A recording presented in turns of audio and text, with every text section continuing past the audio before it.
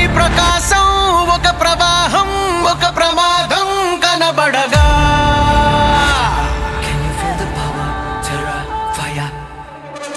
మిగతా ప్రపంచం తన ప్రతాపం కనియమాతం భయపడదా.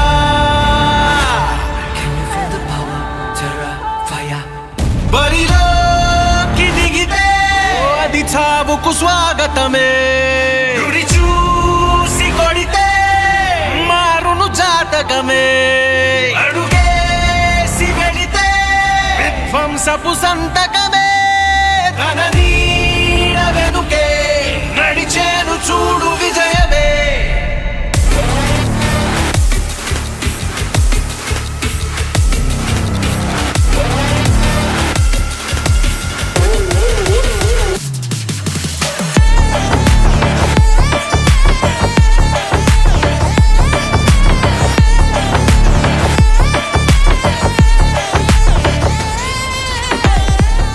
అందరికీ నమస్కారం అండి.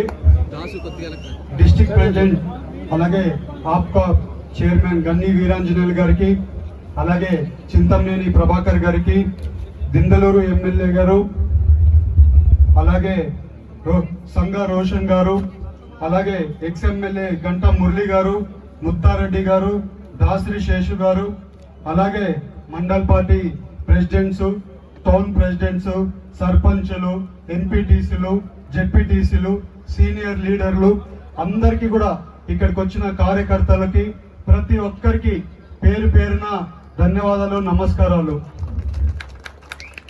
ఇవాళ ఎన్నో అభివృద్ధి కార్యక్రమాలు చింతపూడి కాన్స్టిట్యున్సీలో చాలా వరకు ఎమ్మెల్యే గారు చేస్తున్నారు.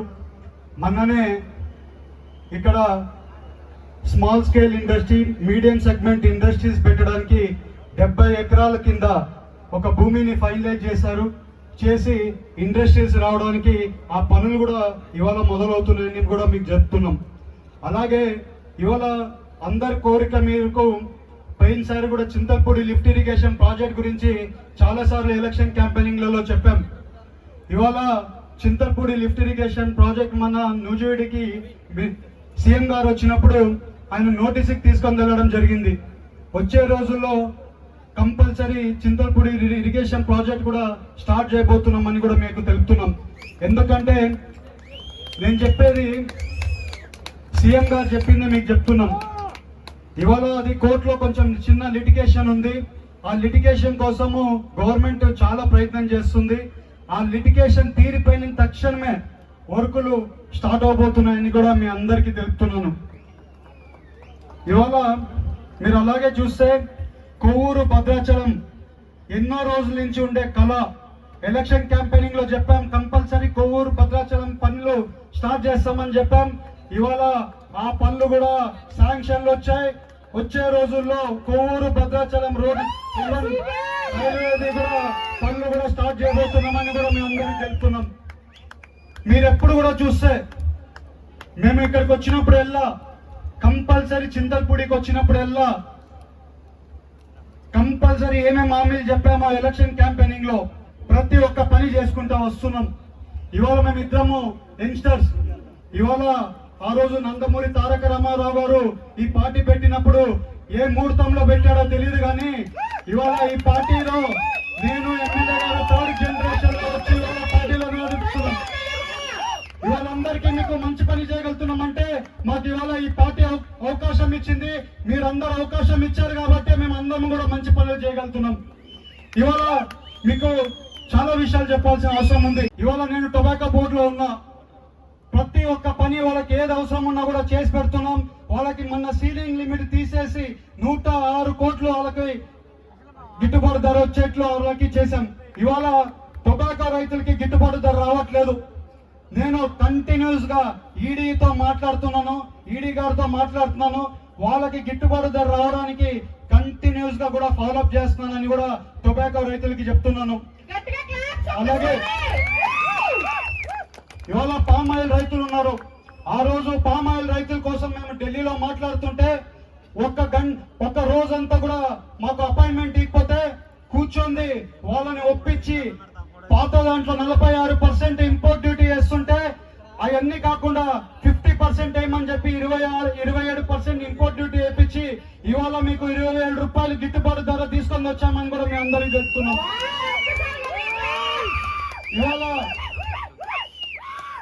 ఇవాళ అలాగే ఇవాళ ధర్నా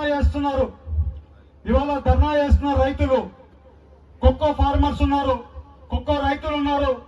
కొక్కో రైతులకు కూడా గిట్టుబాటు ధర రావట్లేదు.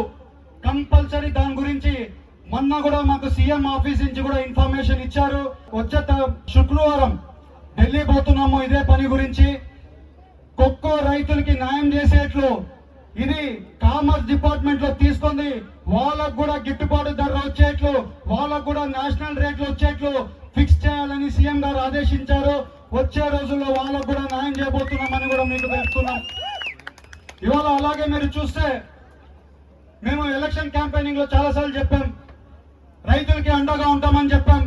ఇవాళ రైతులకి అండగా ఉండడానికి మా చేతిలో ఎంత అవుతుందో కూడా 100% రైతులకి న్యాయం చేయడానికి ముందుకు వెళ్తున్నామని కూడా మీకు తెలుపుతున్నాం.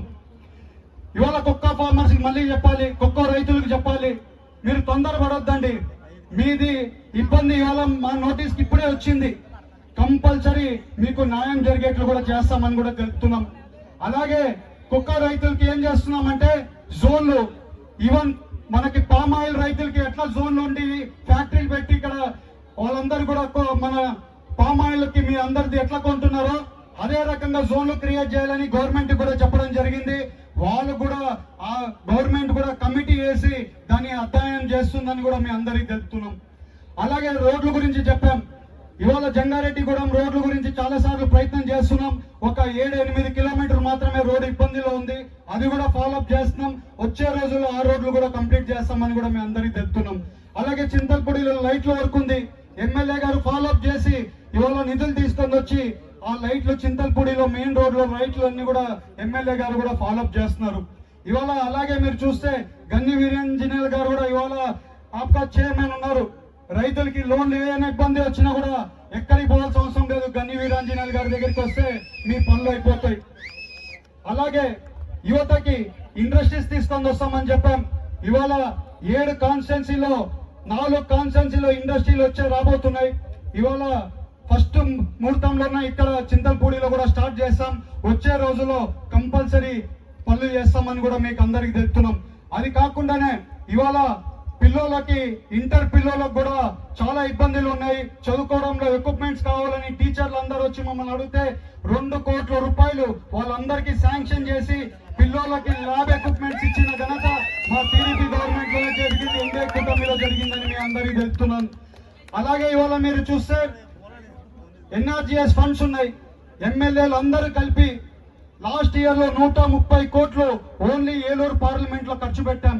వచ్చే రోజుల్లో 170 కోట్లు ఇంకా కూడా నిధులు తీసుకొని వచ్చి ఎన్ఆర్జీఎస్ ఫండ్స్ లో రోడ్లు వేసుకుంటే చేసుకుంటాం.